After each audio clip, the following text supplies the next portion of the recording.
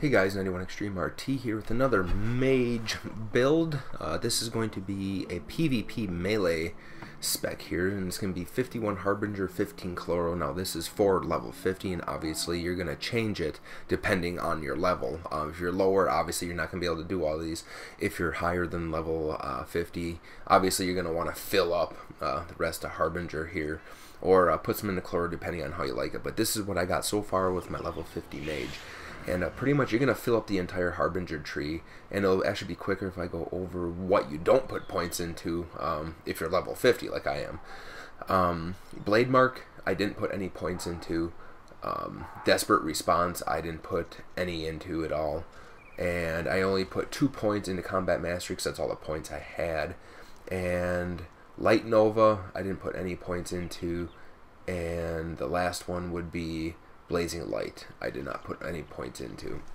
That is actually a really good ability to have, but I built this for the average MMO player that doesn't like to use a lot of buttons, so I pretty much made this a 2-button build, maybe 3, but 1 button is your main spam, so let's get to that.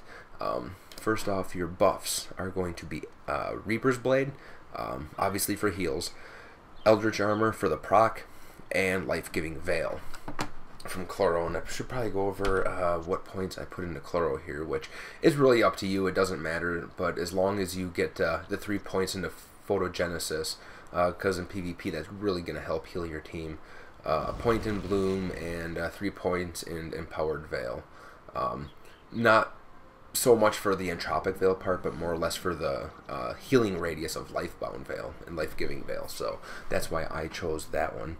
And, you know, Natural Awareness, I just put that into there. Casting a life or death-based ability enhances your intelligence by 25%. So, and with the Reaper's Blade, that is actually considered life damage. So, anytime you attack, you're gonna keep your intelligence way up there. So that's why you want to max out Natural Awareness off the start. Now, for the macro here, this macro is pretty much set up to keep your self heals on you at all times, your bubbles on you, your damage reduction stuff, and keep your radiant spores out.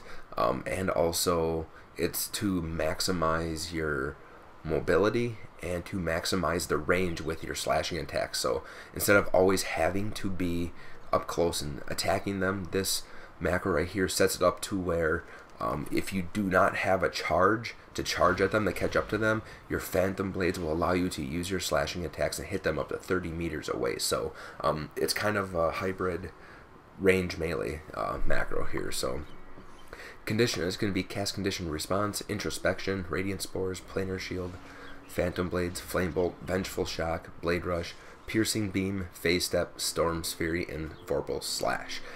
And that is basically going to be your main spam. Now, if you need to CC, I have a separate macro for that, and that's Cast Glaring Fetters, not Feathers, Fetters, and Cast Disabling Shock. Now, that works really good if someone keeps running away from you. So, it's not only going to do damage to them for, you know, Glaring Feathers is going to damage them for every, you know, second that they run or are moving, and Disabling Shock will stun them for 5 seconds immediately. So if one doesn't work, hit the button again and the other one will stop them. So people can only have so many break frees on them. So, and the other ability that I have on my bars here, obviously you're going to have Bloom for your self heal. Essence of Wind is going to be really nice. Increases the Mage's chance to dodge by 40% last 10 seconds. Now, actually what I'm going to do with this one is, I just realized it because I just made this spec randomly. I am going to go right here, and in here I am going to cast Essence of Wind. I'm going to put that in there because it does not trigger a global cooldown at all, so it's going to instantly be on there. So same with Condition Response and Introspection. None of these have global cooldowns on them, so it's all free cast. So that's why I have them in the macro. So you might as well have this in there so you have it on cooldown all the time so you can maximize its use. So I'm going to add this macro to the description of the video, so all you gotta do is copy and paste it and make your life easy. So that is just the build for this spec. Now I'm gonna go show you how it works. Oh, and one other thing I should mention too that I completely forgot about is your vile spores. You're going to want to have that on another button. So basically, when you get your Eldritch Armor proc, you're going to want to sling a vile spores at them. You could use Fireball from, like, say, Pyro for more damage, but I prefer vile spores in PvP because of the healing that you get off of it with life-giving veil. It's a pretty decent healing boost, I guess. You could say, or burst for your team, so you and your team. So that's why I use that. Alright, in a Warfront right now, currently losing, badly actually. So I don't know how well I'll be able to show this spec here, but you can give her a whirl. I'm gonna go chase this guy down right here.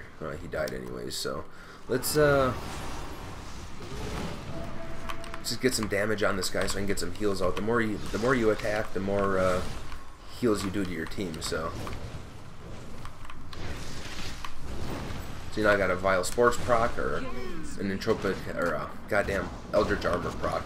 So many damn abilities, I can't remember half of them. Damn your Blood Raptor. Chase this guy down. Vile Spores proc again. Sling it at him. Get some heals out. Just keep attacking as fast as you can and use your procs when you can, because it's only going to heal your team and help you. So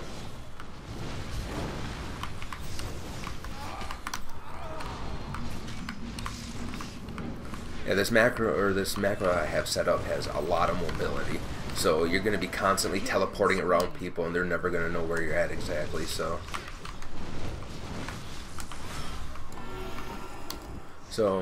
yeah, pretty much I just single-handedly went around and completely destroyed their entire team with this build, obviously with the help of teammates, but you know,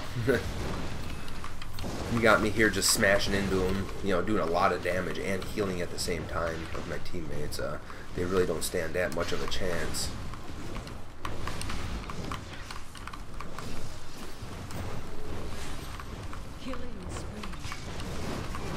I'm just standing here, just lighting them on fire.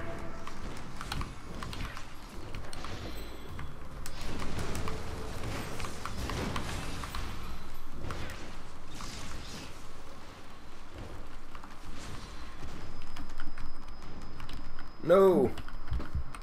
Oh, what the hell? You can stun me and just sit there and electrocute me? That ain't no fair. What the hell? But anyways, as you've seen, I went in there, completely destroyed their team, and now we went from having only 4 points and them having almost 200 to us completely dominating them right now. So doing damage and healing your team at the same time is a big help. So if you want a DPS but not feel like a complete asshole for not healing at all, this is a pretty good spec to have. That way you can at least support your team. So you're dead. I'll pick it up.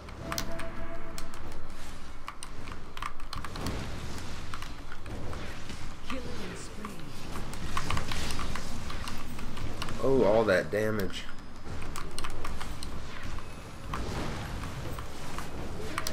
Healing myself while attacking. I love it.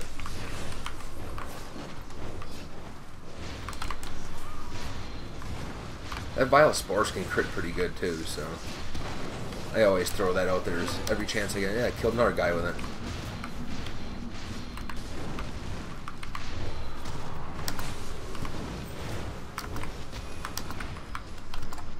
Let's click on this guy. No, I'm stunned, damn it.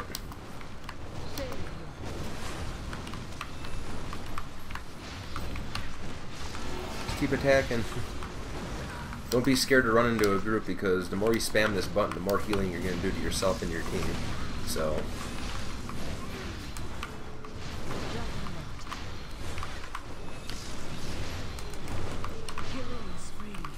especially if you're holding the Fang, you need to keep on the heals so you don't die.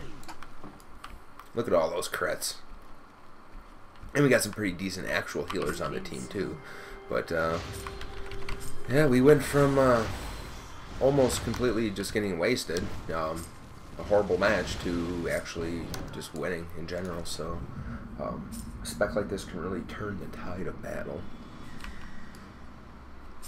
Alright, we just need to pick this up one time here, yay, and we're gonna win in about 10 seconds. So see how I did for damage and yeah, heals here.